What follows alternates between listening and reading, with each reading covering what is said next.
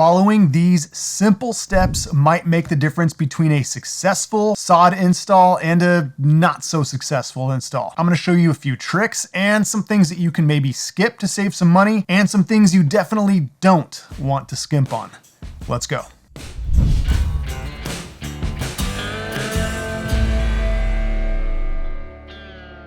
I have always used my front yard for testing plants and different landscape ideas. I've had a couple different ground covers and different things in this area, and this time it is going to be used for installing new lawn. And I'm going to show you guys the process start to finish. And I'm also going to show you guys the lawn 2 months after installation. And I'm super excited because I got to buy a new lawnmower. I actually went battery powered because the space is so small and I didn't want to hassle with, something big and bulky and heavy. And if you guys are interested, I will put the link to the mower down in the video description. Now, for my sod, I am using Marathon 2. Marathon, that's just a brand name. Marathon is a fescue grass. Now, the very first thing you want to do is take a measurement of your space so you can get a square footage. That's going to allow you to know how much sod you will actually need to order. And I do recommend ordering about 5% over what you measured. And that's going to allow for cuts and waste. I already took my measurements, so I know what I need. My space needs 275 square feet. Now, the sod companies will oftentimes try to sell you a starter fertilizer. Here's the thing. Yes, it does add some additional nutrients, but if you do your amendment properly, you don't even really need the starter fertilizer. It's $50 or whatever that you don't have to spend. That's not to say I won't fertilize down the line.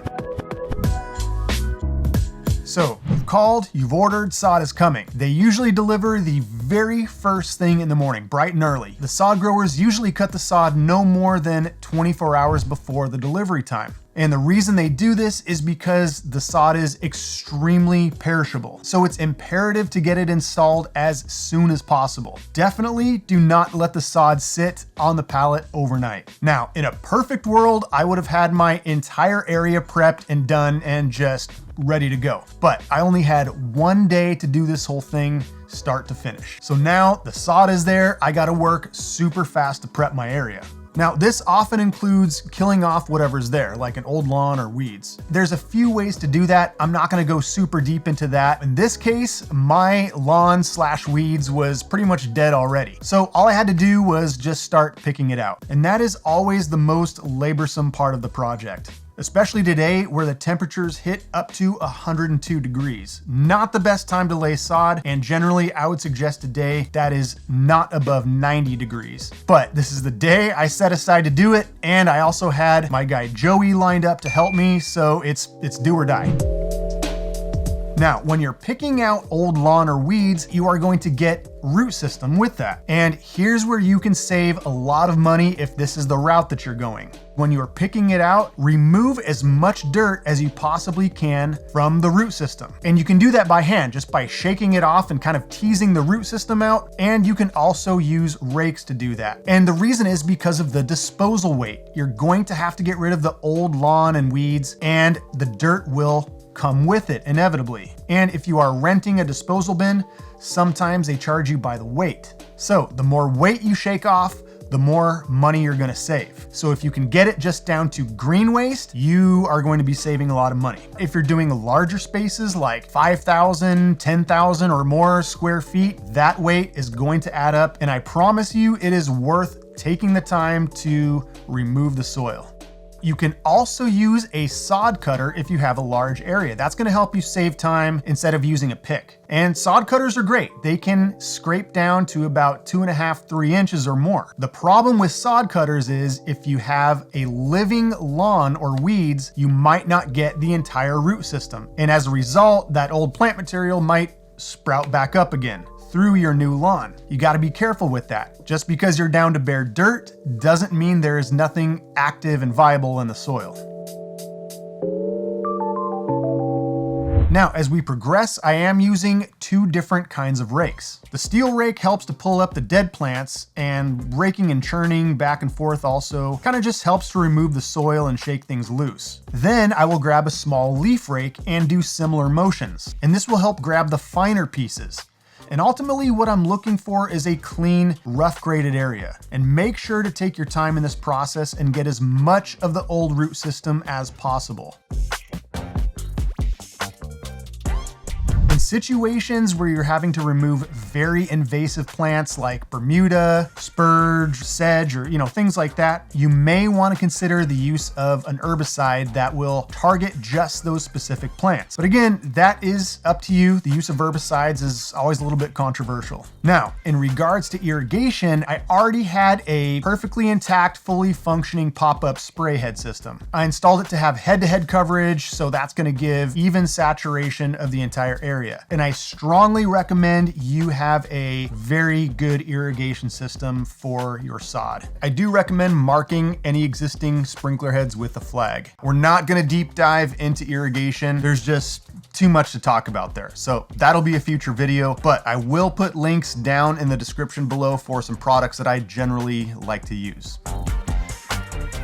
Now, this is a very crucial aspect right here. Take note of where your soil grade is in relation to your surrounding hardscape. Pathways, sidewalks, decks, things like that. And same thing goes for edging. Being that new sod comes in with about an inch or so of soil, you do want to make sure that your grade is about 1.5 inches roughly below your adjacent hardscape. And this allows for the thickness of the soil that comes with the new sod. This will help with water runoff as well as just give a nice even transition, because you also have to allow for the blade height to stick slightly above your hardscape surface. So you're kind of splitting the difference almost. So that safe margin that you want to grade to is about 1 inch to 1.5 inches below your adjacent surface or edging. And then out comes yet a third rake, and that is the grading rake. This is the big boy, and it's used to fine grade the entire area, and it's able to get it more precise and even than the other rakes. Now, if you don't want to spend $80 or so on a grading rake, you can also use the flip side of a push broom, and it does work actually really well. Now that we've raked out as much of the old stuff as we possibly can, it's time to put in some new soil. And this is gonna vary project to project. But for my install, I started with some pretty decent soil already, so I just wanted to bring in some extra amended soil as a supplement for just some added nutrition. I used Kellogg's Amend, and that's just kind of a standard go-to of mine, and I will put the link to that in the video description below. And I did also use some chicken manure and just some regular garden soil. The garden soil is nice if you have a small area to build up. And in my case, I kind of wanted to create just a little soft berm just to give it that little bit of character instead of just flat and boring. Nothing crazy, just about 3 or 4 inches of elevation change, but even that subtle elevation change makes a pretty big visual impact. More often than not, folks might recommend using a rototiller. But for those of you that are already starting with really nice soil, with good organic matter, it's got a good consistency to it, it's not like really heavy clay or all sand or something like that. If you've already got good soil, you don't necessarily need to use a rototiller. And that is another way that you can save big on a project like this, because renting a rototiller, you might spend $150 to $300 depending on what size you get. So for me, all I had to do was distribute the soil amendment all around and then just rake it in.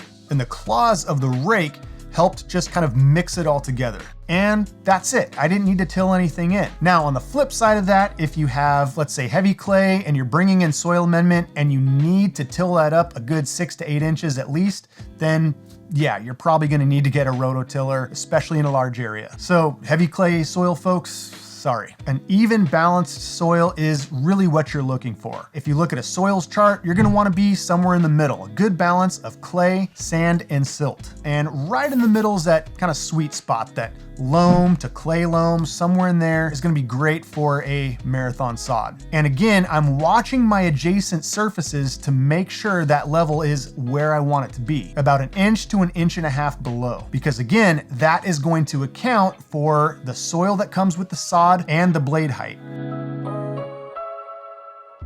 All right, now that the fine grading is done, you have an option here. If you are so inclined, you can actually get a sod roller, which is essentially just a large drum that you fill with water and you roll it back and forth over your space. You can do it before you lay the sod to get a really precise grade, and also it kind of helps with compaction a little bit. And once the sod is down, you roll it over the top again, and it kind of just helps lock everything into place and helps the seams and all that. So that would kind of be best practices, but for my small space, I opted out of it. Now, I might get some flack for some purists that are gonna say, oh, you gotta use a sod roller and blah, blah, blah. And, you know, I don't know, whatever. You guys get to decide, but for me, I opted out, and you guys can let me know what you think of the finished product. Finally, it is time to start laying the sod. Definitely stretch your back out first. You'll want to start laying the sheets along a straight edge if possible. If there's no straight edge, you usually just want to lay it across the longest part of the space. And you want to lay the pieces one behind the other, keeping the seams as tight as you possibly can. The seaming is extremely important. I like to kind of fold them into each other, making sure that there's no gap whatsoever. If there's any kind of gap, this can cause browned seams, which will make the newly installed sod kind of look like crap. So be careful. Take the time to keep the seams nice and tight. Now, as you start your subsequent rows, you are going to offset your sheets in a running bond pattern. And that's just kind of a standard brick pattern where one is about halfway offset from the other. And just keep working those sheets all the way down. Being that it was super hot that day, it is extremely important to water intermittently. Don't wait till the very end because the sod may already have started drying out. The 102 temps were absolutely a killer. Even in the small area, your butt's gonna be hurting, your back's gonna be hurting, arms are gonna be hurt, everything's gonna be hurting. But at the end of the day, it's gonna be worth it. Just wait. You are also going to want to make sure that you overlap the ends onto your adjacent hardscape. And the reason is because you are going to go back and cut right on the edge of the hardscape to make sure that sod sits snugly up against it. Again, you're trying not to leave any gaps. And if you have a curved edge, make sure to overlap that edge. So again, you can cut it tight and make sure there is no gap between the hardscape and the sod. You can use a sod knife that's made to cut sod, or if you want to save that money, just get an old steak knife, and that generally works fine as well.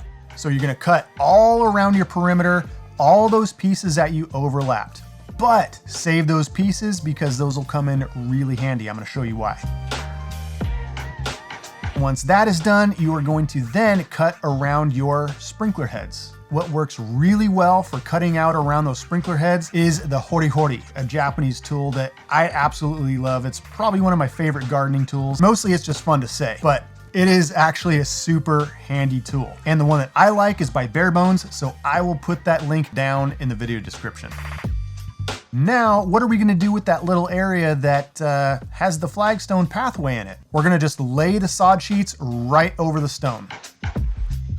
So now you're just gonna cut and work your way around each of those individual stones. Remember, I said that we were gonna hang on to those little pieces. Here's where they come in really handy is when we're putting the puzzle together around those individual flagstone pavers.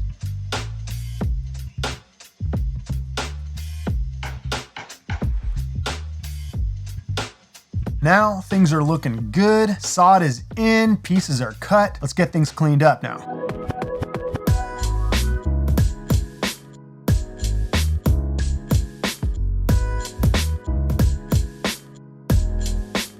We are done, we're cleaned up.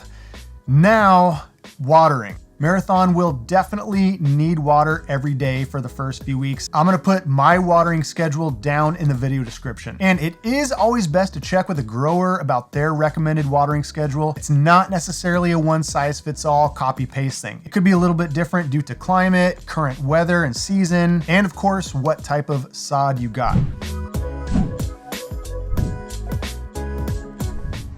All right, 2 weeks later, the lawn's looking good, it's filling in. Check it out. What do you guys think of the new lawn? I love it! I love it! That's why we do it. All right, it has been about 2 months after installation. I've done a few mowings. It's looking pretty good. I'm definitely happy with the outcome. It's green, it's healthy, it's vibrant. The levels are perfect. No starter fertilizer, no sod roller, no rototiller. It's just a little bit trampled because the kids have been going nuts and playing all over it. And it's probably pretty hard to tell on camera, but that little subtle elevation change really just gave the area some extra character. I'm glad I took the time to do it. And the stepping stones came out really cool. I love the look. If you do want to see a video on the mower that I purchased specifically for this lawn, you're gonna wanna check out the video right up there. Let me know what you guys thought of that installation. Hopefully you learned something. If you did, hit that like, subscribe, and bell notification. Crush it if you are feeling it. If not, hit it anyway, because why not? If you have any questions, leave them in the comments down below. I will get to everybody. I will see you guys on the next one. And as always, happy planting.